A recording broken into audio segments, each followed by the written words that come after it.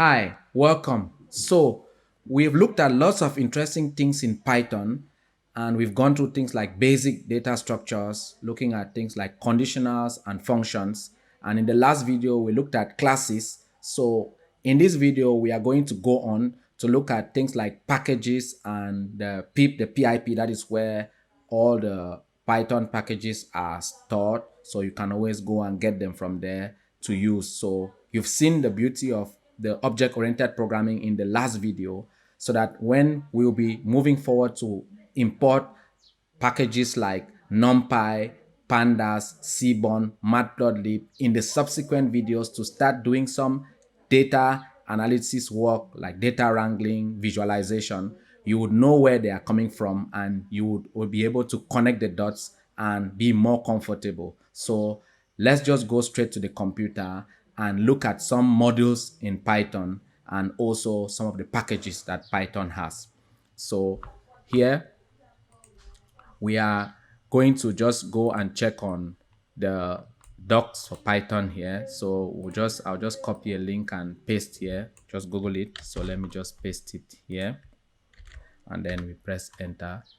So here you will see these are the Python modules. So there are really so many of them, A, B, right up to Z. So many different modules here that you can use. So I'll go to math, for example, click on this one here.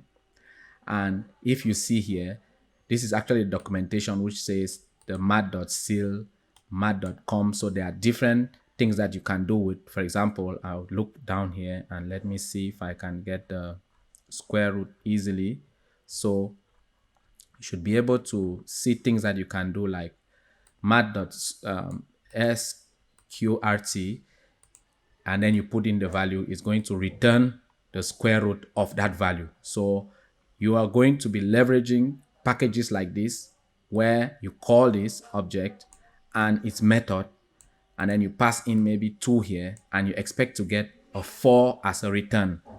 No need to recreate your square root from 0. And this is one of the beauty of using object-oriented programming languages like Python and maybe JavaScript, because these objects are there. You just need to remember the package names and then you remember the methods and you pass in your arguments here. So these are things that with time you get used to, and you can always go back to this documentation and check. So if you want to see the source code, you could click here and then you're going to go and see the source code on GitHub, see the stars, see everything about the project, and you can also contribute. There are 37 contributors for this math module, so you can always be a contributor here, and you see that these are the different things that we've been seeing there. The floor, it tells you these are the different things that you use here. So whenever you're calling the math.floor or math.square root, you're actually coming to this GitHub page, which people are contributing to,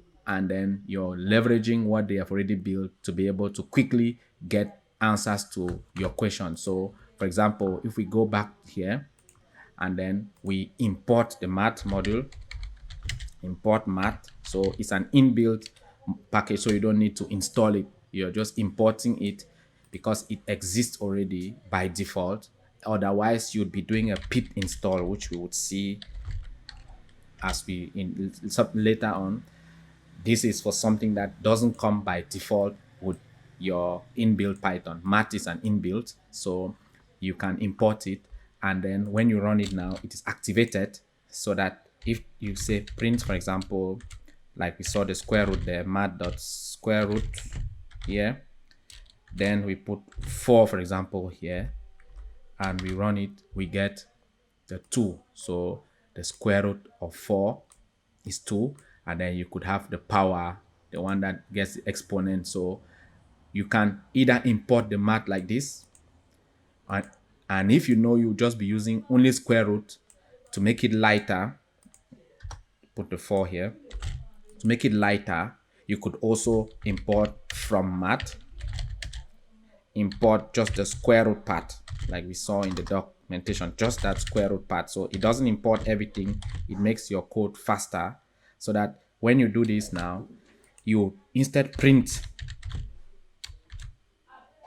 your square root like this instead.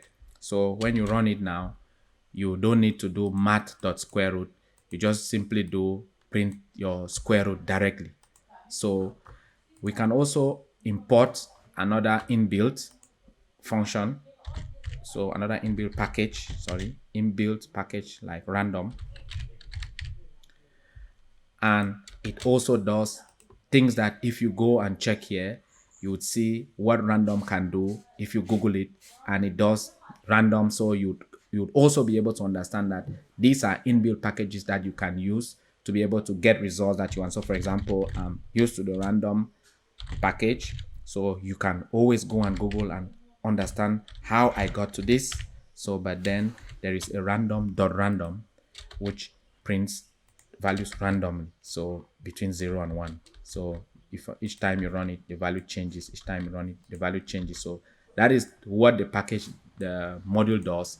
And you can always import it. Either you import from random, then you just import just this random, and then you can have something like rand int, for example, which is something somebody has already built, and you say I want you to give me a random between these two integers. So you can always go and check and see. So it's going to give you control enter to stay on the same cell, control enter each time it changes. So it's a random, generates an integer between the values you've specified. So any integer between 1 and 100, control enter, it gives me anything between 1 and 100. So this is the beauty of using inbuilt packages, so that you don't write formula or code to be able to redo this. You just remember the name of the package, which you can always go and Google and check. Then you call now the methods that you're interested in using in that package, and it's going to just give you the instant results. So it comes also to the pip. So in the next videos, we'll be starting with numpy. So we will be installing a package like numpy, and you see it's installing from the pip. Pip is where, think of it like the Play Store for all your Python packages, or npm for JavaScript packages. So you installing the pip, you go to pip, you install the package you want, like numpy, like pandas, like seaborn, matplotlib. So these are the packages you'll be needing, like a data analyst. For people who are doing maybe web development, they'll be using things like Django, Flask, and but for data analysts, this is like where we diverge, where you move towards your NumPy, Pandas, Seaborn, and Matplotlib, while the web development will move towards the Django and Flask. So I hope you have been able to understand packages, inbuilt packages, and also how to install from pip. And from the next video, we are going to start using NumPy, Pandas to do real data wrangling work as data analysts. And then if you're a web developer, you might move on now to use your Django Flask for your own specific objectives. So see you next video. Wish you good data luck.